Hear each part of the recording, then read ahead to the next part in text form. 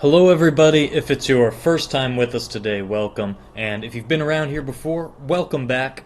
Today we are kicking off a brand new video series. This is what I'm going to call the Road to NM series, and it's more an aspirational goal. We're going to bring you along with me as I embark on my journey, hopefully one day to try to make the National Master title. Now, what that entails, in order to earn the National Master title in the United States, you have to reach an ELO rating of 2200 in tournament play. So, ELO ratings are based off of how strong those players that you play against are in the various tournaments. And as we get started with this series, I'm what is considered to be an expert rated player. My rating is 2025, and as you'll see, may be on its way down after the first tournament games that we look at. But hopefully this series you'll find entertaining. It's meant to not only share my journey, but also to look into the psychology of chess a little bit, share some of the highlights of our games, hopefully give you some ideas, and let you know what to go for if you ever feel like diving into some tournament play yourself. So for this first tournament, the last weekend I spent up in Atlanta at the Atlanta Center. That was opened by Ben Feingold up there. It's a wonderful place if you're ever in the Atlanta area to go jump in, play chess. They've got free chess on Wednesdays, all sorts of events, splits things some Fridays, weekend tournaments, lots of good, exciting stuff happening up in Atlanta right now. So this tournament was 5 rounds altogether, and we're going to go ahead and show you some highlights from some of the games here. We'll start off with round 1 and show you all the ups and downs along my journey here this last weekend. So first game, I had the opportunity to play Christopher Ferrante, and I was playing as the white pieces. Now, I walked out with our nice little e4, and you can see that Christopher Ferrante responded with knight f6, which is the Alekhine's defense. And already I want to talk about a little bit of a psychological moment that can happen in chess. So, the Alekhine's defense may or may not be an opening that most of us prepare for. A lot of times we play e4 and we expect maybe e5, maybe c5, a Sicilian or your Rui or whatever normal king's pawns openings that you've prepared for in the past. So the first thing we have to do when our opponent plays a little bit of an offbeat opening choice, they do something a little bit out of the norm, is we have to make a decision. In the normal Alekhine's defense, white's going to play e5, and black plays knight d5, and after that, there's a lot of things that can happen and lines that you may or may not know, you may or may not be familiar with. Now, when you're not familiar with a line, as I'm not particularly familiar with the Alekhine and going into this game, I had to make a decision. Am I going to walk into my opponent's preparation? My opponent has played knight f6, he's obviously looked over these lines, has something in store. Or are we going to simply play principled moves and stick to our opening strategies, our opening ideas, and handle the position from there? So what you'll see is that how I play as white over the next few moves is not necessarily diving into the main lines, but simply playing principled. So how did we respond to knight f6? Well, I played the move knight c3. This is a straightforward move, developing a piece, protecting the pawn, and of course if black plays a move like e5, it can transpose into a normal Vienna or a king's pawn opening, all sorts of things, 4 knights that could happen here. Black went ahead and played d5, and now we have an Alekhine's that has the potential to transpose toward more of a Scandinavian. This of course puts pressure on my e-pawn, and I have to make a decision about what to do.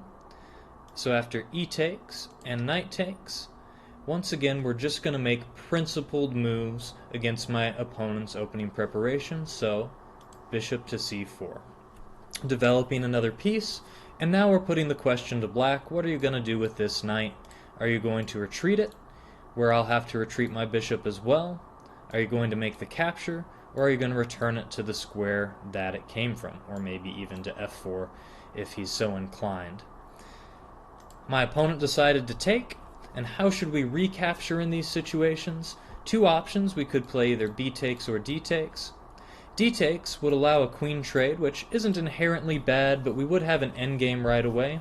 And once again, we just wanted to stick to those opening principles, right? How should we typically capture? Back toward the center. B takes c3. So, my opponent played e6, a slightly passive move. I believe it's probably better to get the bishop out of this pawn chain first. And we went ahead, developed another piece, knight f3, bishop e7, and rook b1. The idea with rook b1 here is simply to put some pressure on the b7 file. We have an open file for our rook. Let's go ahead and put it there right away, and also make it a little bit harder for white to develop his bishop with bishop d7. So black castles, white castles as well, and after the move b6, black shows that his idea is going to be to bring the bishop out via either b7 or a6, also nullifying some of that pressure on the b file, so a good idea for black. But we can already see that, white's doing good developmentally. There's really no real issues, so just making that principled play, nice moves, are going to give you a fine position. Rook e1 here puts the rook on the other open file. Rooks belong on open files, so already white has happy squares for his rooks. Bishop b7 and queen e2, setting up some cheeky threats on the d6 square here. If black isn't careful, if he maybe plays a move like knight to d7, for example, white can actually go ahead and play bishop takes e6 with the thought of pawn takes, queen takes with check, and picking up the bishop on the next move. Now, this may or may not be the best way to play in the world, as of course black still is piling up on the f3 square, but these are still threats that black has to potentially worry about. So, how does black respond after queen e2? Well, he goes ahead and chooses to play the move bishop d5. And this offers up the trade of the bishops. But a couple things to note here. We could play bishop d3 and keep it on the board, though we'll drop our a2 pawn. We don't really want to do that. Trading is not so inherently bad. Black has played the moves b6, bishop b7, and bishop d5, only to manage to trade off the bishops. So this has been a long process to simply trade off a piece that we've developed in move one time. It's a little bit of losing time here. And after bishop takes and queen takes, we came up with another nice idea here. We've put our rook on the e1 square. My other rook is on the b1 square. And of course black has played b6. So the thought process is, how can we make our rook even better? At some point, of course, we want to bring this bishop on c1 into the game. We would love to push this pawn and bring the bishop out, but maybe the bishop could even come to a3 in some lines. It's hard to say exactly where we want to put that yet. One thing for sure is this b1 rook has to get better. So c4 gains time on the queen, and also you'll notice it clears this third rank. So after the queen comes back, rook b3, and now our rook is going to come to life along the third rank. Black plays c5, was a little bit afraid of some of the moves with bishop a3 and putting pressure on the diagonal here.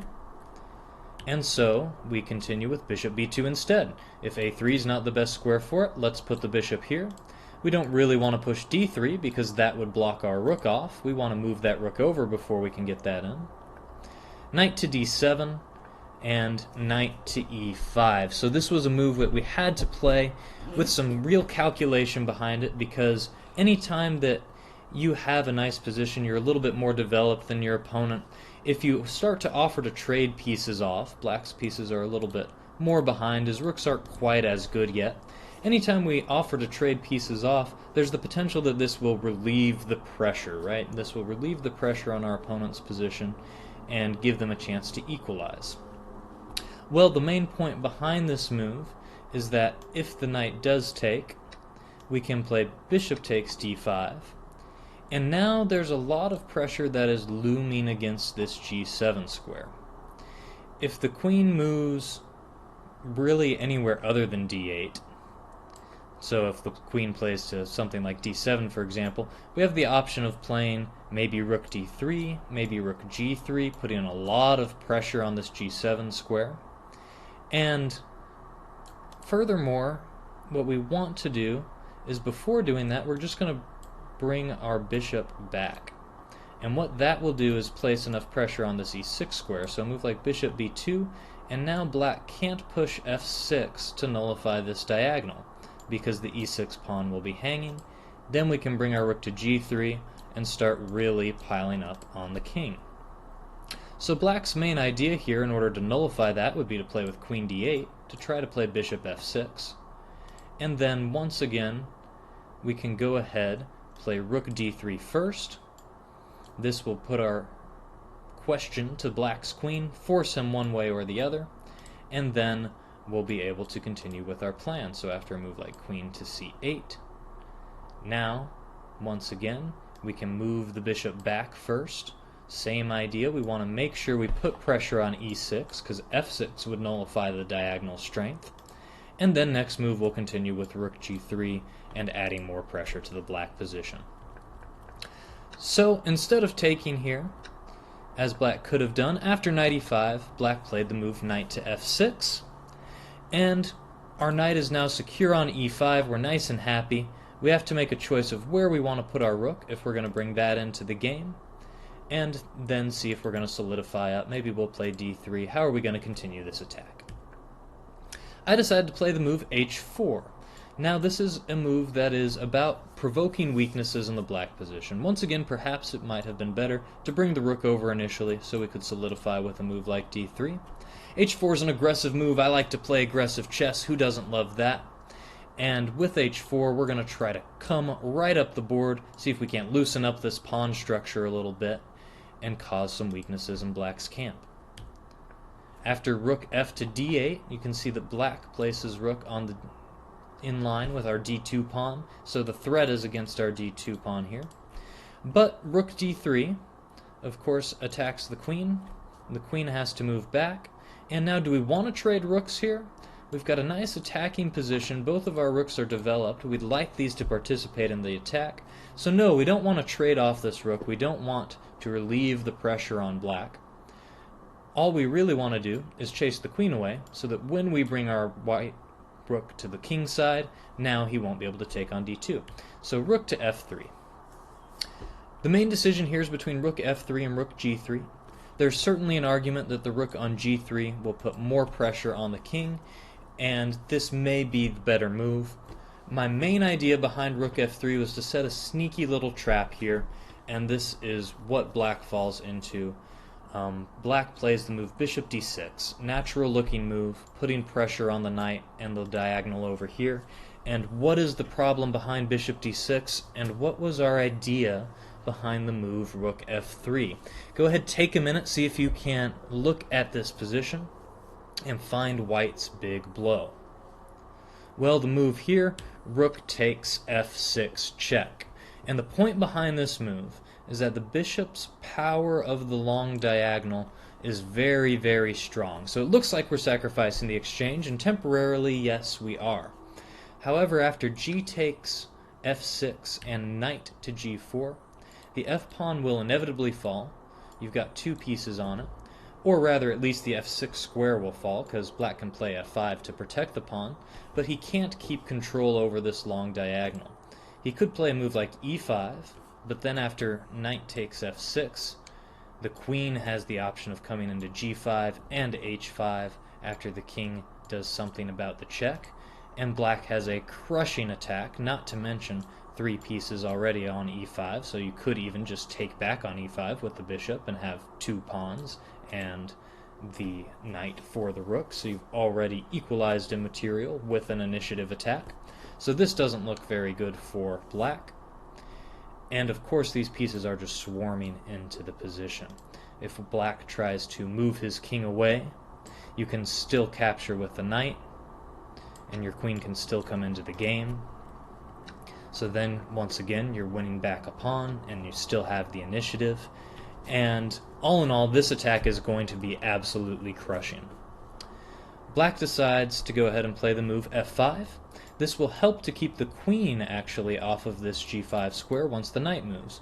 Because when the knight moves with check, now you can't really bring the queen into g5. So a good defensive move. It's not really just about trying to keep the pawn, it's also about trying to control some squares, but unfortunately white has too much going on here. After king f8, we're going to go ahead and take the pawn on h7, so we've got back one pawn already for our invested material. This also gives us this dangerous h-pawn over here that perhaps we'll be able to run down the board at some point in time. King moves over to e8, and the knight simply comes back with check.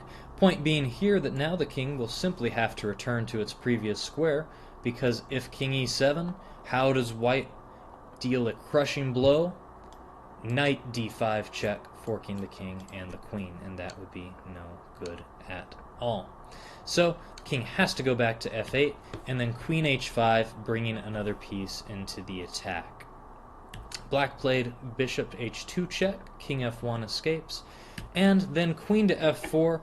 Black tries to drum up a little bit of counterplay. If he can maybe take on d2 with the rook, he himself will have big attack against the white queen and maybe be able to survive all this.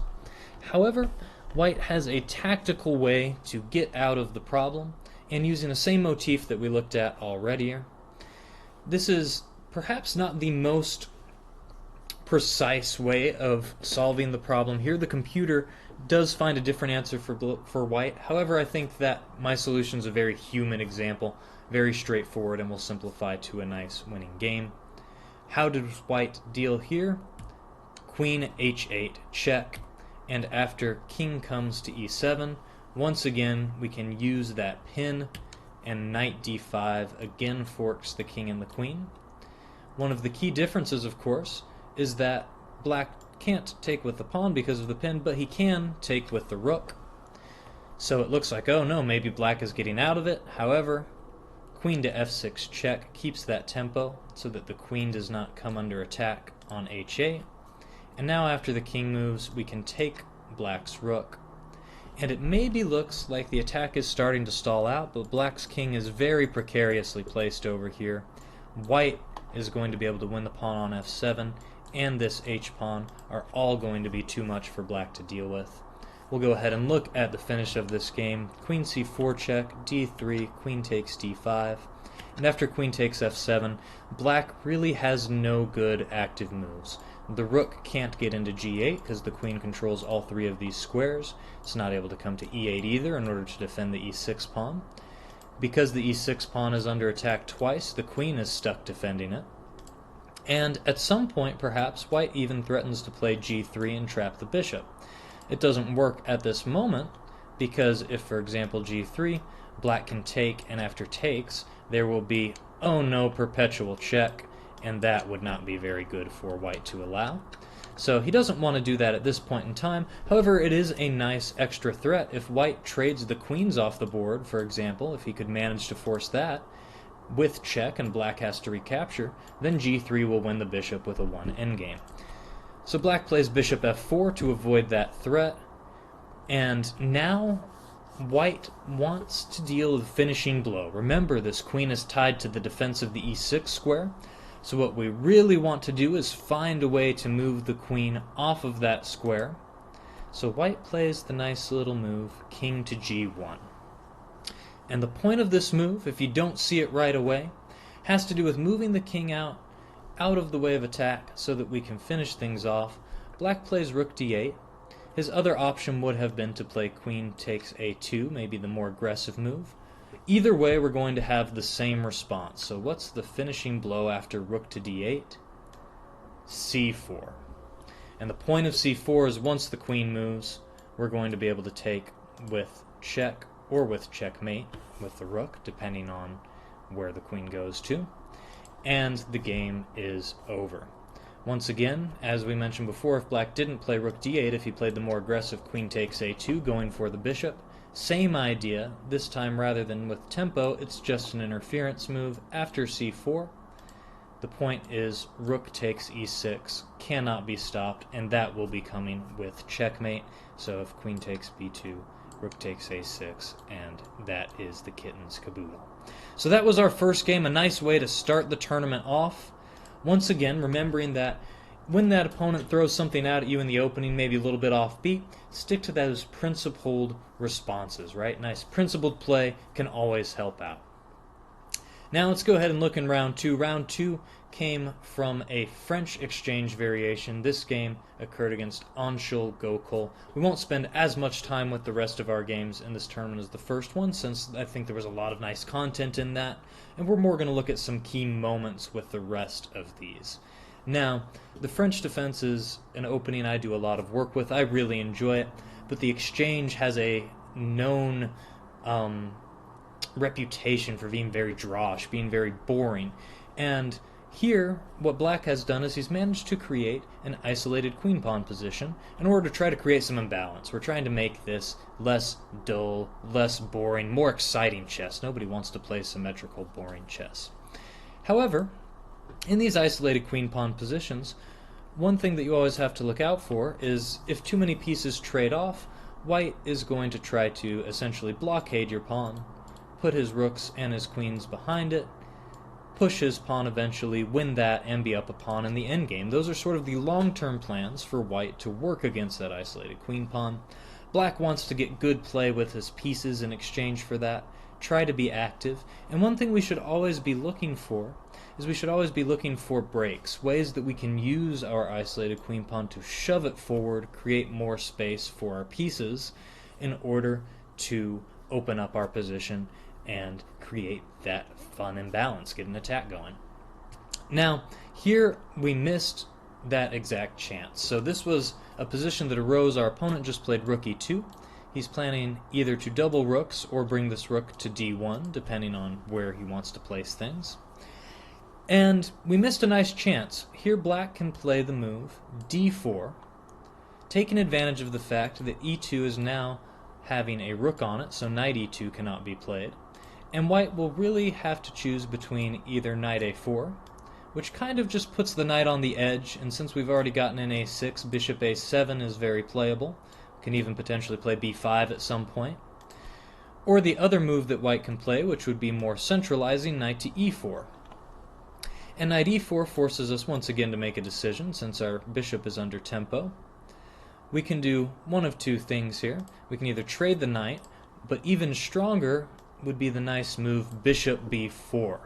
Now that the d-pawn has some control over c3, if white pushes c3, we no longer have an isolated queen pawn after takes, and knight takes, and now there's a lot of pins going on, and black's position looks very nice and open. There's no potential for the isolated queen pawn to be a problem, and white has to find a way to untangle these pieces, so that would have been a very nice way to play. However, we missed that shot. Instead, we decided to take advantage of the fact that the bishop can't come to e2, and we played with knight b4. So, once again, we always want to keep in mind, if you're playing with the isolated queen pawn, look for ways to put that pawn in motion. We don't want to keep that to be a long-term, stagnant weakness that we're going to have to deal with. After a few moves, you'll find that black does find a way to get it going. However, in the game, the problem that occurs is that once black finally does push d4, rather than simply being a nice attacking move, it's going to be a pawn sacrifice here. So when black does finally get in d4, white is able to win the pawn. After bishop c4 and some trades, black's position does unwind a little bit. It is a little more aggressive. There's more going on. However, white is up a pawn. This game went on for a very long time, almost 60 moves, and did result in a draw. You'll see over the next couple moves that black is able to apply some pressure to the white position, and this does give him some compensation for the pawn. Ultimately, the game went on to be a draw. White might have had a few chances to maybe play a little bit more accurately, but a very, very long and tough struggle from the white and the black pieces. Well played by my opponent Anshul Gokul in this game. Let's go ahead and take a look at the third game here. This was the last game of the first day of the tournament. 3 were played in the first round, and 2 were played on the second day. My opponent was Eyaswar Senthilkumar, and this position arose out of the Sicilian, and what we really want to look at in this game is we're going to show you some of the bumps along the road here, and how quickly things can get out of hand when we fall out of our opening preparation, when we mix up our opening preparation. So you always want to make sure that if you have prepared to play against certain openings in certain ways. Make sure you review those lines, get ready for them, have the right things in mind, and if something happens that's offbeat, stick to those principles. What are the ideas behind your opening? So what's going on? Well, in this particular opening, white plays an early f3 to defend the e4 pawn. And the idea is that white wants to play c4 and try to create a bind on the d5 square in order to play against the idea of the black break with d5. Now, this line is a little bit more common when black plays d6 rather than knight c6 in the development. The reason for that, if we go ahead and take a look at that line instead, is that in the Sicilian, when black plays d6 instead of knight c6, after the pawn comes out and we have the trade and the move knight c6 and f3, if black plays the move e5 now, what's going to happen is white is going to bring his pawn back to b3, and there's already some control over d5. Black could push it right away, but he's already made the move d6, so it doesn't make a lot of sense to make two moves to achieve d5, and next white will play with c4. However, the other thing here is that after e5, if white were to play the move knight to b5, d6 is already covered. There's no real threats with this, and black can simply play a6 and kick the knight to either a3 or c3. In the game, however, things are a little bit different due to knight c6. And now, if white plays knight b3, it's not going to be positionally nearly as sound. And this was the mix-up that I had in my opening preparation. I knew the d6 line and that I should play knight to b3. However, in this line with the knight to c6, you should play the move knight to b5. Now, why is that? Well, the reason is d6 has not been played yet, so there is an actual threat to play knight d6 check, which will force black's hand. Black has to play d6 here. Now, you might ask yourself, why can't black play d5 right away, the freeing move? Well, this is actually a nice little tactic. Pawn takes here on d5. If knight takes, what do? Queen takes knight, and suddenly, if queen takes queen, knight c7 check, forks the family, and we're going to get that piece back. So a nice little tactic in there in order to allow knight b5 to work.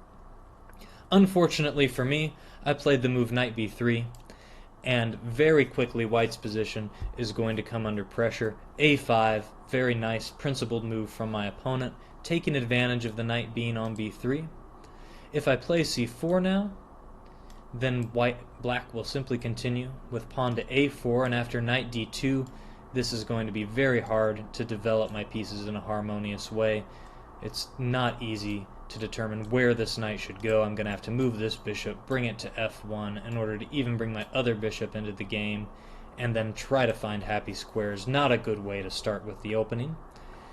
However, once again, I made another inaccuracy. I said, okay, he's going to run with a4. I want to create a forward square for my knight, and I played the move bishop e3, eyeing the c5 square. The problem with this, of course, is that the whole idea behind this opening is working against that d5 break, and without having played c4, black can immediately play d5 and free up his position. White is not lost just yet, but black is certainly achieving more out of the opening than he can possibly dream of, really. He's got a nice queenside expansion, his knights look very nice. White has already weakened his kingside a little bit.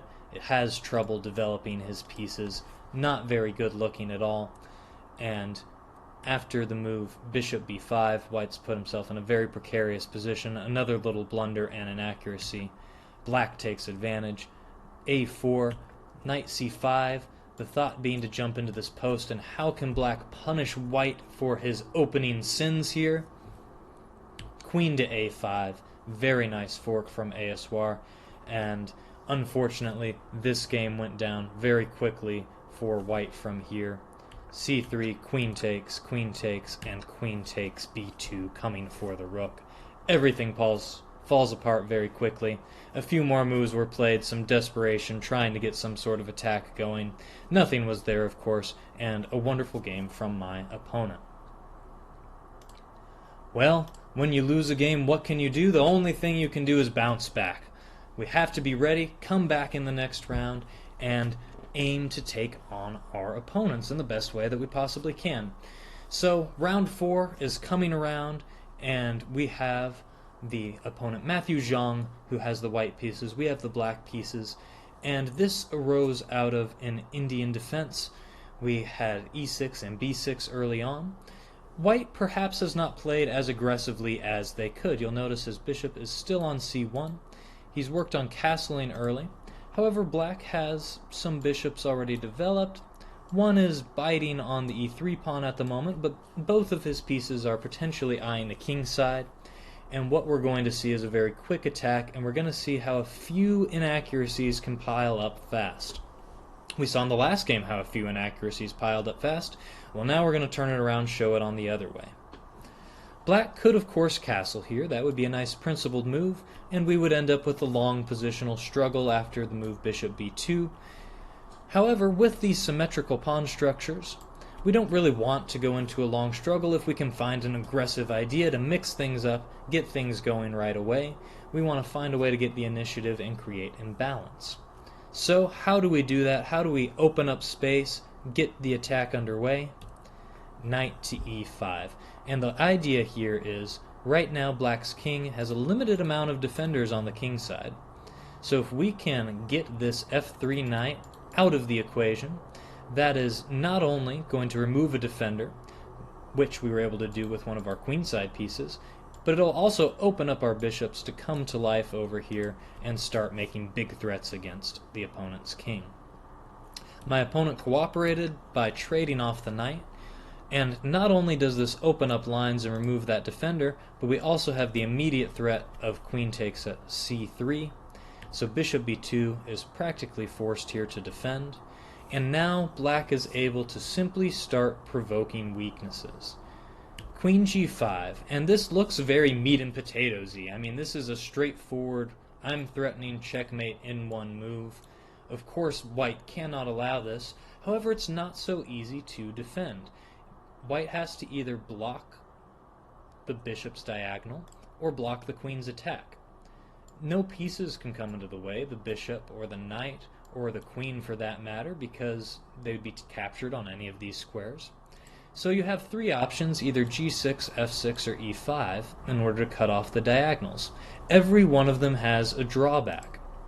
If white plays e4, this opens up our other bishop's attack onto the king. The f2 pawn will now be pinned, and black can continue with a move like queen h4, piling on to this pawn on e5. There's three attackers for the two defenders now. This bishop is also piling on here, and we can continue the attack after something like bishop d6 with knight g4. And now there's two attackers on h2 threatening mate, as well as three attackers on f2. So things are really coming under pressure in the position after e5. If f6, well, already you can see this removes the defense of e3, and black can capture on that square. And so white decided to play g3, and once again this is a weakening move. The bishop's diagonal is monstrous here, and black is going to look for ways to take advantage of that. Black decided to play the move queen f5, aiming to take control of the holes in this position, maybe bishop to f3 attacking the queen, also perhaps queen to h3 threatening the mate on g2. And once again white is prompted to further weaken his position. White makes the move f4, and now the holes are just flat out gaping. Black has a monstrous attack going on. This pin is now existing on the e3 pawn. We decided to take advantage of the pin here with the move knight to g4, putting pressure on the position. However, probably a little bit more accurate yet would have been to go ahead and throw in h5 right away. A nice attack here. When you see this g-pawn push, attack those levers, open up more lines, right? Bring this rook into the attack as well. There's not a good way for white to really untangle. Bishop d6 could attack the queen, but then after queen h3, we're still threatening h4, we're still threatening knight g4. What more could you possibly want for an attack from the black pieces? However, we played knight g4, and once again, white cooperated with us a little bit due to our attack that we have on e3. Bishop c1 would be one idea to defend. This is probably a little bit more accurate than what happened in the game, though black can continue with moves like rook d8 or h5, all sorts of ways to keep bringing pieces in. White played the move knight d1, and things fall apart very quickly from here. Knight d1 does defend e3, however, it leaves the defense of another critical square, and that's e4.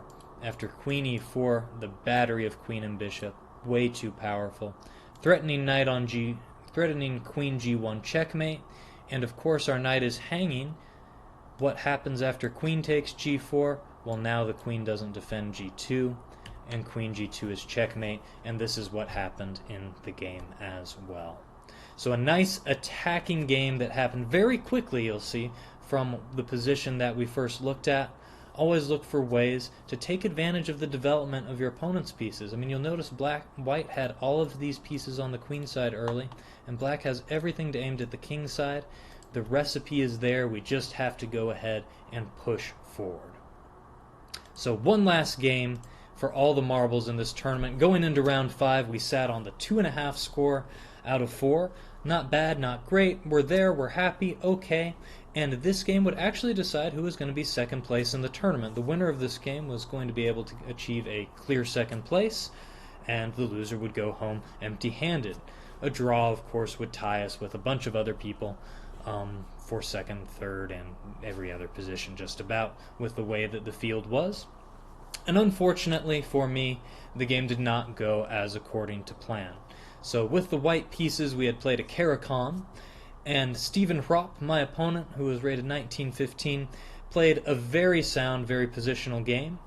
We overpressed with white, perhaps trying too much to get that win, and you can see that black is up 2 pawns now, headed for a nice endgame, should be able to wrap things up pretty close. But we're going to show you one exciting moment that was overlooked here. At this point in time, I was already below about 2 minutes on my clock. Black had about 30 minutes left, so I can create a little excuse for myself, but nonetheless, let's show a nice exciting moment that was missed in the game here. And white has just played the move knight g6, threatening the nice, cheap little knight e7, forking the king and the rook, trying to get back into the game. A little last-minute desperation throw here, just to see if we can drum anything up. And black made his one blunder of the game, the one move that really potentially gave us a chance back in it. Black plays the move rook to d7, and go ahead and take a minute. Pause the videos, look at this position, see if you can find the win for white. This position is won for the white pieces, if you can believe it, down 2 pawns in this endgame, and unfortunately I can't believe it either because I missed this with just a minute and change on my clock. Would have been a lovely thing to see, and let's see if you can find it.